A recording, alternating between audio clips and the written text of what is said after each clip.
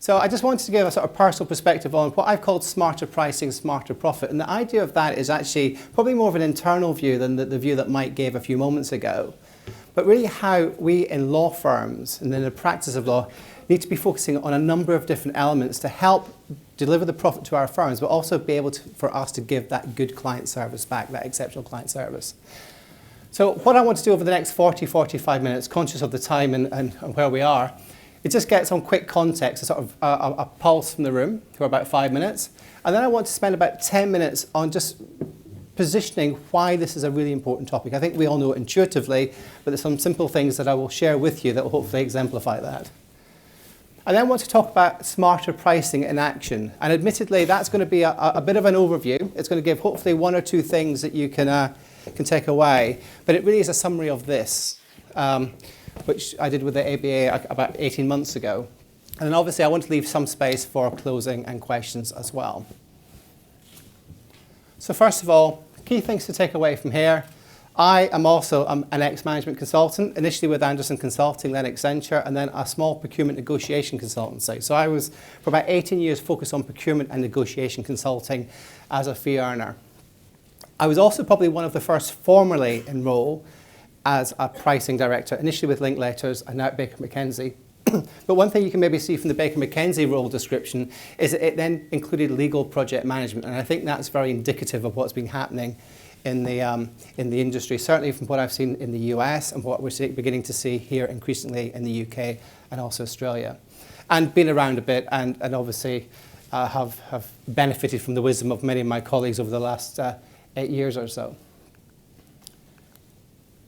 Who we are, and the only reason for putting this up on the slide is one of the challenges that we have in our firm, and I know that some of my colleagues here, is we have offices everywhere, or at least it feels everywhere. We have 77 offices. A lot of them are in the emerging markets. So there's some of the challenges that Mike was referring to earlier on. I know some of my friends over there also have a similar challenge where they have a lot of offices. We have many practice groups. We have in many respects, clients with very differing expectations on price and delivery. We have differing capabilities and value propositions in some of those markets, and that's important in terms of the complexity. There's also another element here about trying to get 4,500 lawyers plus doing the right thing properly so that we don't lose profit along the way. And I'm going to share some of those scenarios with you as well. But one thing I'd also like to get a view of, and obviously I've seen the attendance list, but just to get an idea of people who's actually in the room today. So if you are a lawyer, could you raise your hand? Because I don't want to offend you by anything that I say. Okay, perfect, thank you. If you work in finance or a related function, could you raise your hands? There's quite a few, yeah. If you work in BD marketing or a related function, I think your hand's gone up twice, hasn't it? Or if you work in something else. And if you work in something else, I'm intrigued, what is that something else? Anybody want to just shout out? HR. HR? Okay, operations? IT. And IT, yeah, perfect. Thank you very much. Okay, that was the first bit. So where are we in terms of from a pricing and profitability perspective? I just want you to sort of think about this quote, because I think this gives good context of what we're going to talk about, certainly in this presentation and for the rest of the day. How many businesses do you know where employees are given a broad mandate to set the price of products or services? Now think about that in your own firm, and I appreciate there is variation across your firms. But every single partner that I've ever worked for, either in consulting or in the legal world, thinks that A, they are an owner of the business, which is true, but they're not necessarily the decision maker of the business. And therefore, they can charge whatever they like to their clients because it's a very personal relationship. It's back to some of the points that Mike made before. Now, how effective do you think that is to run what are nowadays becoming major businesses? Apple don't do this. Omega don't do this. Marks and Spencer's don't do this. There is a very clear process in place to say, this is the price for this service, because if you charge lower than that, we're going to have to start doing that for everybody, and that's where you get that cannibalization on your pricing and erosion of your margin. I'm going to ask another question. Would you invest as a shareholder in a business where the profitability fluctuated at the whim of often mid-level, even junior level staff? Because in some respects, that's where we are today. Think how many of you who, from a BD and marketing perspective, finance or operations, get asked that question at 5 to 12 on a Friday night, well, hopefully not, but theoretically, what's the price for this piece of work? We aren't the experts. We can come up with a number, but it's not necessarily going to be right. And how is that going to help the profitability of our enterprise? Looking at it from a slightly different way, I want to introduce you to something that I reiterate to my partners very, very frequently, and I know a number of you may have seen this before, but it's something that I call the 1-3-4 rule. Now, what does that actually mean? Law firms typically have a profit margin of around, say, 35% on average, depending on your firm. If it's A&O or Linklaters or something like that, it may be slightly higher as a magic circle, or if you're boutique, but it's typically between 30 and 50% overall. For every 1% discount you give to your client, you're impacting your profit margin by about 3%. So to make that simple, if I gave you a 1% discount and my profit margin was historically 33% before I did anything, that now goes down to 32%. That's 3% of the 33%. Okay? Very, very clear correlation. Now, it differs slightly by geography. When I did this once at Linklaters, it wasn't 1-3-4, it was 1-2-3 in Asia. But the concept's the same, and it's recognizing the fact that when people are giving that 5% discount, that 10% discount, you're eroding your margin very, very quickly. So what does the 4 stand for? Well, to get back to where you were before you discounted, to get back to that level of profit, it's estimated you probably have to work about 4% more. Now, if you think back to the environment that we're operating in today, we are not going to want to charge our clients more time, because that's not good for client relationships. It's also not good for the efficiency of our firm. The opportunity for us to recoup that lost margin by working harder rather than working smarter has gone. And that's a very, very important correlation. Now, the key part of that is obviously the 1-to-3 relationship, but if you remember nothing else from this next 40 minutes, that's the thing to remember, because that actually that resonates with partners when you speak to them. When you say to a partner, look, instead of you giving that 5% discount, give a 3% discount, and that means X, bottom line, that changes the nature of the conversation. It means that we're not negotiating in 5s, which I'll come back to. For those of you who just wanted some further validation to make sure I just hadn't made that number up from the air, there's the proof on the screen behind me. There's another way of looking at it. And this is all around small changes making a big difference. This is the theme of what I'll certainly be talking about and things that we'll see during the day. So the maths of this one looks complicated, but actually it's not. Think how many pricing decision makers are within your firm. Now, it's back to my scenario I gave a few moments ago, where every partner arguably is a pricing decision maker, but there will be others in the firm potentially. And think of how many pricing-related decisions they make per week. Now, a pricing-related decision is not, I'm going to do it for 100 or I'm going to do it for 95. That's one of them, but it could be, what's the price of the job? How am I going to negotiate with the client? How am I going to staff the job with the right level of resources in the right way so that I optimize my margin? How am I going to improve my processes through using technology? All those things are pricing-related decisions. They all impact that margin. Now, think through what that incremental profit would be on a per decision basis. And think of the number of weeks that those people, those pricing decision makers, make that decision. Now, I think this is in the materials that I think will be shared later on, so don't worry about frantically copying it down. But I just want to show, we had 5 pricing decision makers within the firm.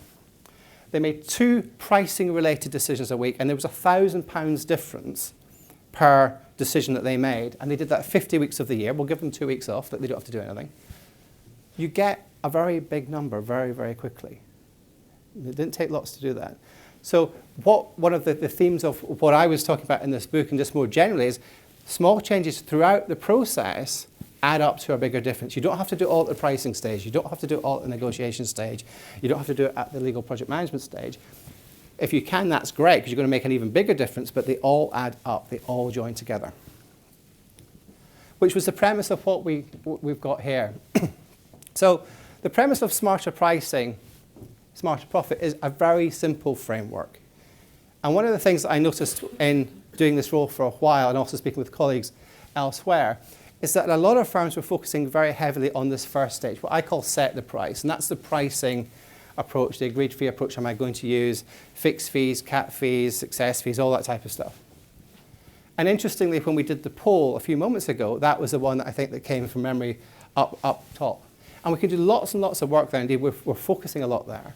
But the next piece that I put in is I call then get the price. And that is twofold. That is around communicating the value proposition to the client so they understand why this is going to cost 100 or why this is going to cost 200 and why it's firm A rather than firm B. But there's another element to this, which is around the negotiation of fees. Now, one thing that I said at the beginning was my background is actually as an ex-procurement negotiation consultant, and I worked for many of our respective firms' clients with them negotiating against our respective firms, hence the reason I was recruited into Linklaters. But if you think about how comfortable your partners typically are having that commercial discussion, it's the very point that Mike made a few moments ago. They are not very comfortable at all. They hate having that discussion. It's a relationship-based discussion. It's not a commercial-based discussion. I'm going to harm my client relationship by being too harsh as part of that negotiation process. And yet, as I will show very quickly, we lose a lot of value by poor negotiation at that stage. Now, obviously, the next one, if you're sort of following on with the flow, is I've priced the work, I've agreed to do the work for a certain amount of money. Can I now manage to that price? And that's really where the experts in project management really come in. That's the ability to manage and deliver to that agreed fee, or hopefully to less than that agreed fee. And then finally, review the price. That's where you take that step back and say, what would we do differently next time? So this is including elements of things such as legal process improvement. But it might just be saying, well, are we giving our clients in certain geographies the same type of pricing models? Are we saying there's a variation? Are there things that we can do differently? Or are we discovering that when Bob goes and negotiates with clients, he gives away 5% more than Fred does? It's just taking that step back and saying, how can we find that 1% less discount somewhere to add that 3% more back to the profit? Does that make sense to everybody so far? And as you can obviously imagine, this is cyclical. Now, what I've seen certainly from my discussions with folks here in the US and Australia, a lot of focus on the red bar, on the pricing. There's an increasing focus, I think, generally on the blue bar, on project management, on legal project management. There is very little focus on the yellow, and there's probably no focus on the green. I don't know if you guys agree with that. Now, the first step, obviously, is to set that price. And Mike covered quite a few of these points already. But the key thing is actually, when you're setting the price, think about, well, what's your objectives? What do you need to do? And the key thing here is work out, well, what's your strategy? If you're going to the emerging markets, your strategy is going to be very, very different there if it's a long-term institutional client relationship that you've already got. But if you have a firm like we do across 47 geographies or jurisdictions, are we going to have that same strategy everywhere? Are we going to customize it for certain practice groups? Are we going to customize it for certain types of clients? Those are the questions that you need to think through, because ultimately this drives everything else. You need to know your client. We hopefully all know our clients to some degree, but this is back to this client account manager or that management relationship. Are we segmenting clients by their revenue, their opportunity, the type of work we do, their importance in the market? Again, that feeds through to what we need to think about from a pricing perspective. And there's another element there, and I think, again, Mike gave a good example of this with his Indian colleague. What's the client's willingness to pay? You can't charge $500 for a partner in one jurisdiction where the going rate for a partner is $200. We've got to recognize that, and that obviously creates some challenges internally in the firm. Know your pricing. That's around your pricing options and what the impact is if you charge slightly higher amounts to your clients. Are they still going to come back to you? Have you got that differentiator to make them say, well, yes, we're going to use you regardless of the fact you're higher in price than somebody else? And interestingly, when Mike asked the question about the client feedback piece, the thing that I typically hear, and maybe it's because that's what I'm attuned to, is you were too expensive. Your price was too high. I'm sure that's something that maybe resonates with many of you too. But actually, if you dig below the weeds of that, you actually find you weren't too expensive. It was the fact that the team wasn't the right fit. It was the fact you maybe didn't understand the brief well. You hadn't engaged with the client that well initially to understand what the scope was, or you'd assumed the answer. But the thing that we expect to hear and the thing that they feel comfortable giving because they know that we expect to hear it is, you were too expensive. So I think we've got to be very honest on this one. One challenge that we certainly have in our firm, and I know that you guys at DLA will have the same challenge, is putting that infrastructure in place to make sure that we do the right things across the firm. I can't have a partner offering 20% discount to one client in, say, Germany, and then another client offering 30% in Peru if it's the same client. We need to put that infrastructure in place too, and these are things you need to think about, because these are ways, again, we lose that 1%. And finally, making sure that people are doing the right thing. Make sure they understand the impact of that 1-3-4 rule that we talked about before as an illustration, so that people understand what does good look like, what's an example of good, rather than working their way through the process. This is probably a slightly different view of I think, something that Mike came to towards the end of his slide, but we use it quite a lot. If you think about the services that we offer as legal firms, our clients probably segment them into about 4 or maybe 3-4 areas. There's the bet the company work, bet the farm work. It's a strategic M&A transaction. It's the reputational litigation where their CEO is going to go to jail for tax evasion or something like that. Those things don't come around very often. 1-2% of the market is probably there. There's then that next level down, the reputational expertise work. You always hire A&O because they're really good at A. You hire Linklex because they're really good at B. And then there's that blue bar or section at the middle, which is the vast majority of legal work, the routine engagement, the stuff that keeps the lights on, the commoditized work. And I know that lawyers hate the phrase commoditized work, but actually if there's more than 3 or 4 people who do it, it's a commodity. There's lots and lots of choice. Now, what I typically then say when I'm doing this to the partners is, where do you think for the work that you do for your key clients that you sit on that spectrum? And probably in a room of, say, about 40 people, 50 people, I may have about 10 people saying, we do bet the company work. They put their hands up. And then you ask the next question, which is very telling. Okay, if you do bet the company work, how many of you, for your key clients, have their board on fast dial on your phone? And 10 hands go down again. And the point is, if you haven't got it on your phone, somebody else does. So you may think you're doing bet the company work, but from the client's perspective, you're not. You're maybe doing the next level down. You might even be doing 2 levels down. But it's very, very important that we have an honest, I think you use this very word actually, an honest appraisal of what services we offer our clients and how the client perceives those services, because that drives their perception of value and it drives their perception about what that price should be. And this can vary within a practice group, it can vary within a client depending on the services that we offer. But we need to do that analysis and that thinking to price correctly. As you can probably imagine, as you go from the top to the bottom, the price sensitivity increases. There's many more people doing the stuff at the bottom than there's at the top. And again, unsurprisingly, the impact on delivery and execution becomes much more paramount for that routine and commoditized work, whether that be through pushing the work down to the most appropriate level, whether it's using offshore centers, using technology, and so on and so forth. Because that's where you're operating on very, very tight margins, and you're trying to find a way to get those margins at least slightly higher and still give that service to the client.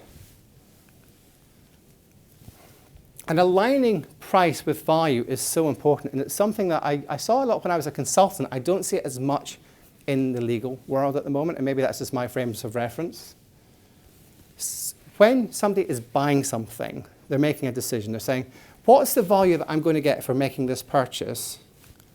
And there's a benefit from making that purchase, and that could be I get my time back, or I get quality of service, or I get expertise that I didn't have before. And what's the sacrifice that I make to get that service? That applies to everything. So am I having to spend more time doing that? Am I having to spend more money doing that? But we all do that trade-off. We do it when we buy a holiday or buy a car. We do it when we go and get our lunch. Am I going to go to Tesco's because they've got a £3 meal deal on, or am I going to go to Pret a Manger because it's going to be about £7? We do that decision. What's of most value to us? Our clients do the same thing. They work out what's the value of the piece of work they're asking for, and therefore what do they feel comfortable paying for that piece of work. Now, the big difference between the legal world and the consulting world, certainly I've seen, is that we in the legal profession have not been good to date, as a generalization, about articulating the value that we deliver to our clients. How does a client differentiate between the magic circle? How do they differentiate between the the silver circle? How do they differentiate between their panel firms? Because we all do the same things. We can all do it. We all have great lawyers. We've all got the smarts that Mike was talking about earlier on. But what's the difference about firm A over firm B? And if we don't articulate that to the client, particularly given the rise of procurement in those discussions, which I know we'll come on to later today, the client won't have time to do it, and indeed shouldn't have to do it. What's also interesting, and I normally talk about this on this slide, is this was actually, a similar exercise was done by Nabarro about 2011, where they used a very similar framework, and they said to GCs, where do you sit on the spectrum in terms of the value that you add to your organizations? And the majority, unsurprisingly, were down here. The terminology was slightly different, but the majority were down here. 3% were at the top. They said, we're seen as being critical to the success of the business because we add value, and there was about 5 or 6 ways that they added value. They asked the question, how many of you, what do you think you're going to be at in 2015? So this is 4 years after the survey was done, so as of now. 29% wanted to be there. That's a huge increase. I don't know what the actual numbers are. I don't think they've rerun the survey. But the point of that is our clients are looking for ways to move up this value chain. They need evidence to prove that they're doing the right things and delivering value to their organization, and they're typically using outside counsel to do that.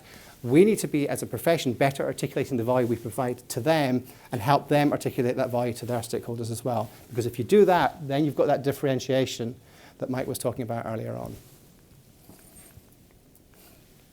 So obviously, talking about value and aligning price value, that's created a huge move towards alternate fee agreements. I'm not going to go through this slide in lots of detail.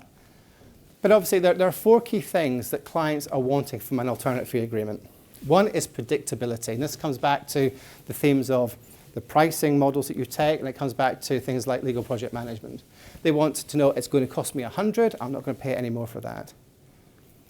And when I say this to lawyers, they say, yeah, but it changes all the time, we can't really do that. And then I ask them the question, okay, have any of you had your house, apartment, call it what you want, have you had that decorated recently? Because if you went to a decorator and you said, how much is it going to cost to do this room? And they said it's going to cost 100. And then you went away to work, and then you came back from work and you said, well, actually, it didn't cost 100, it cost 500 because I did 5 coats of paint and I changed the color, and actually you had a problem with your wall.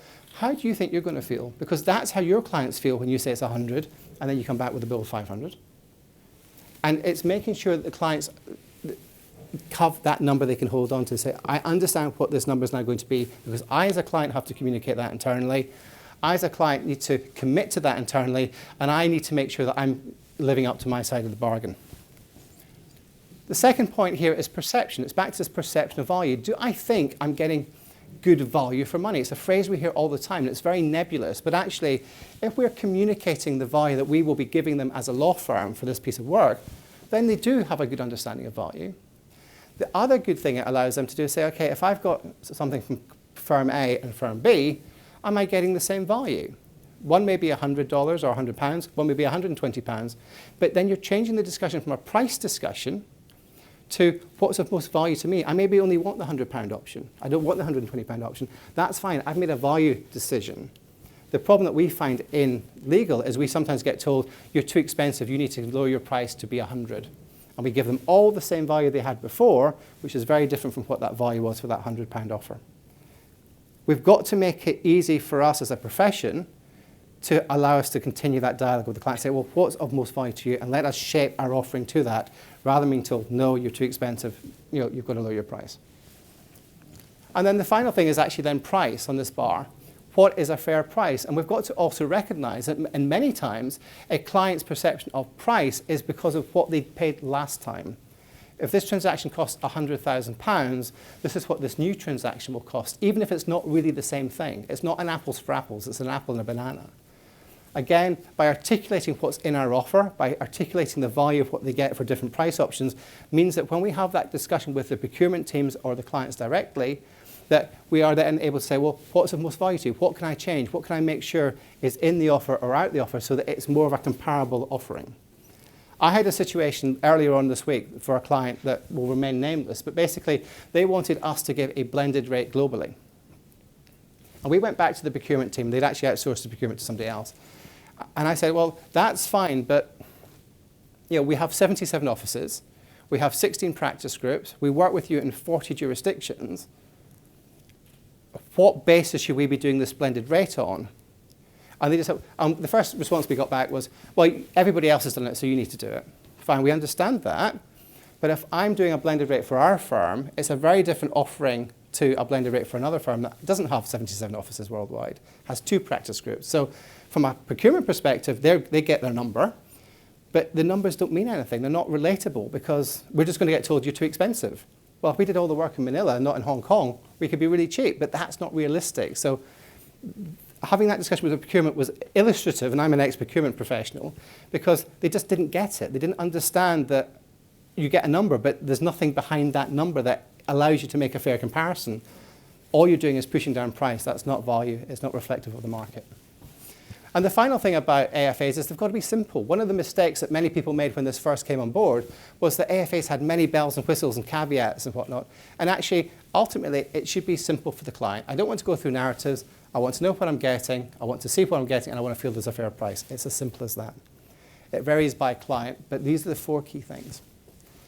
A personal bugbear of mine is also the naming. Alternative is not alternative anymore. It's been around for about 20, 25 years. I came from consulting like Mike. We did this all the time at that stage. It should probably become appropriate fee agreements. You get the same acronym, it's great, but it's appropriate to the value that we will deliver to you as a client in terms of the mechanism that we're doing, in terms of our cost, but more importantly, the outcomes of what you get as a client. And interestingly, I noticed that Shell, as one, has actually used this terminology within their organisation. They call AFAs appropriate fee agreements now. I'm not going to go through this because it's in your materials. It's important to recognise that the pricing options that we have, the most common ones are the ones in red. There aren't many of them. There are variants of them, but there's not loads of them. But the pricing option that you may want to choose on a matter may change.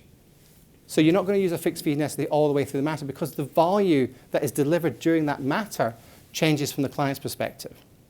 So it may be something as simple as you do fixed fee at the start, maybe do a blended rate in the middle or a contingent rate in the middle, and then if you're doing, for example, an M&A, you're doing the closing, well, that's primarily low-level work. That's probably going to be a blended rate at a relatively low level.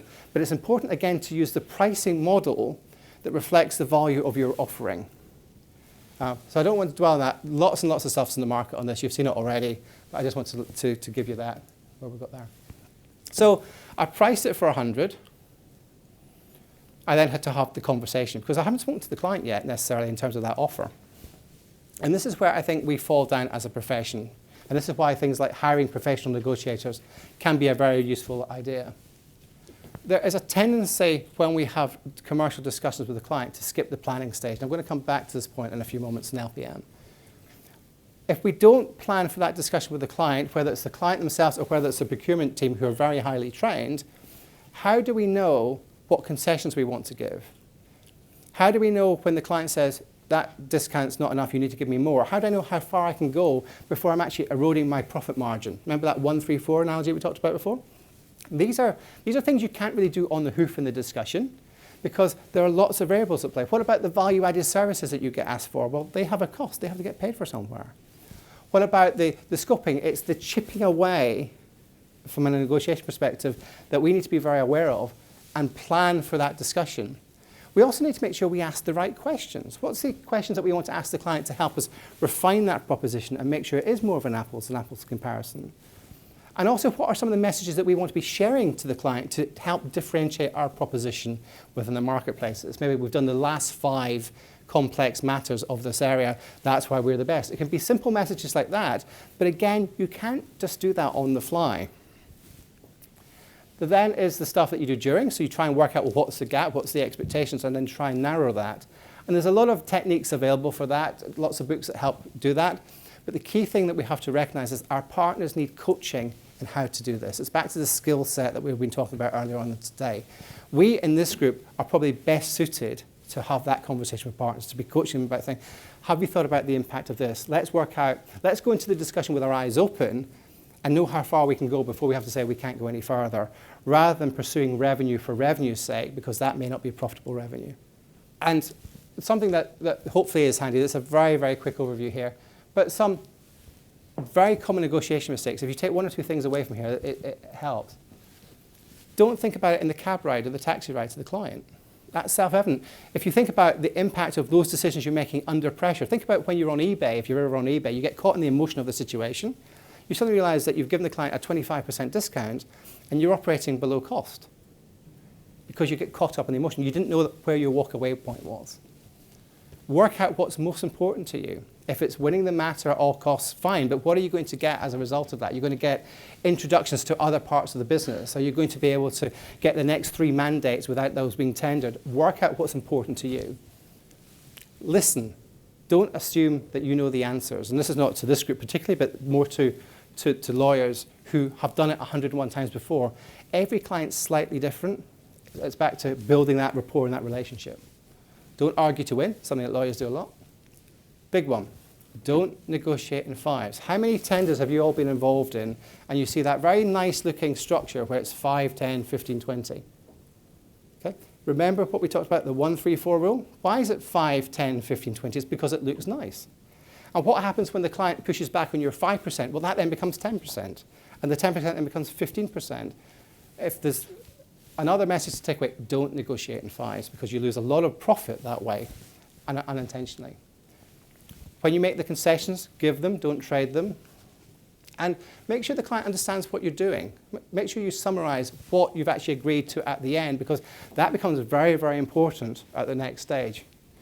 But the 2 key tips here are the first one, prepare and don't negotiate in fives. Go into those discussions with your eyes open because that's where we erode profit typically in law firms. But in terms of the next stage, so we've now priced it at 100. We maybe agree to do it for 95.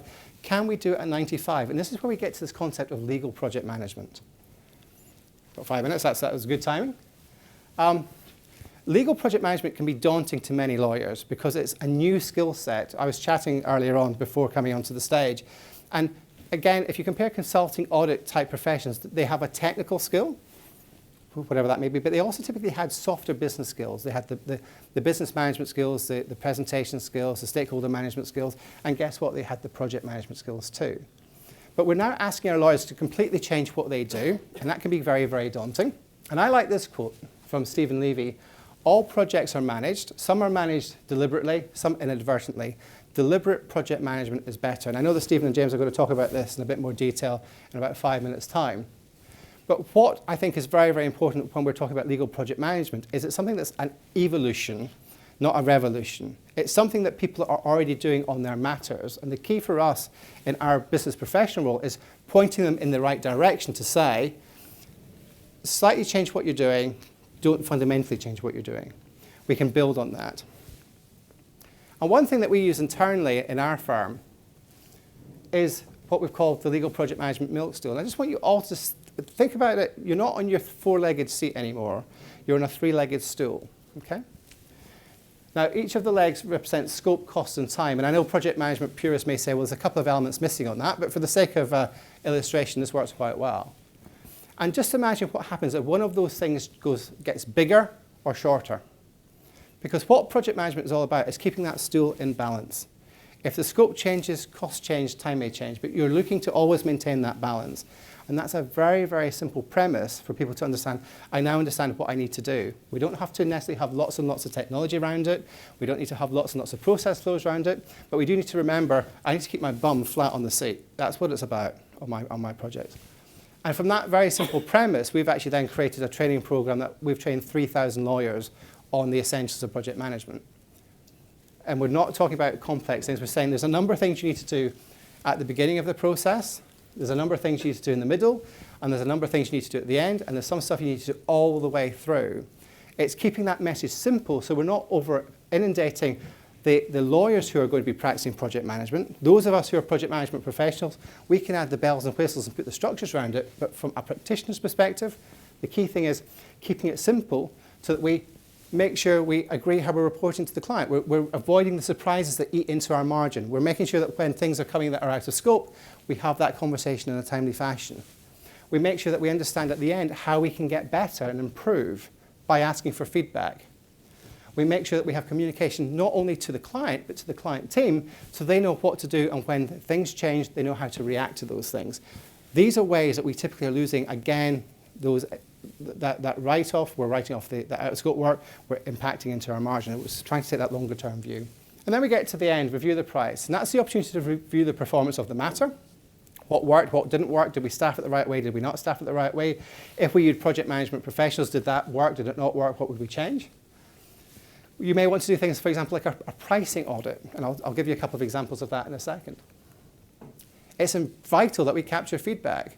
Whereas before, asking the client for feedback was a differentiator, if you don't ask for feedback, it's now a differentiator because clients are saying, hang on, do you not want to hear about what you can do differently, how you can change the process in terms of the instructions that we give you and how you engage with our team? But it's also important to get feedback from your own team because that's really what's going to drive your opportunity to change your processes and the way that you deliver the services for the matters you typically do. And also, work out, are you being effective in what you do, i.e. doing it well, are you being efficient in what you do, doing it very, very successfully? And this is where we get into the processes, the technology, and the area of legal process improvement. And just given the fact I've got about 2 minutes left, simple things like the chart behind me, a scatter chart saying, for this client, was our discounting success consistent or not? And if it wasn't consistent, why wasn't it consistent? This is a way for us to claim back that 1% additional discount by just understanding what differed for this matter versus another matter. Was it the individual involved, or was it the fact there was additional complexity? You can break that down further. Again, appreciate this is in your materials, but when you take that down to the next level, you can begin to say, okay, well, where are we actually losing the money? Is it the relationship terms that we have in place? Was it the fact that we didn't manage our scoping very well? Was it the fact that we didn't negotiate our deal very well? And again, it gives you some directive action to take and improve from.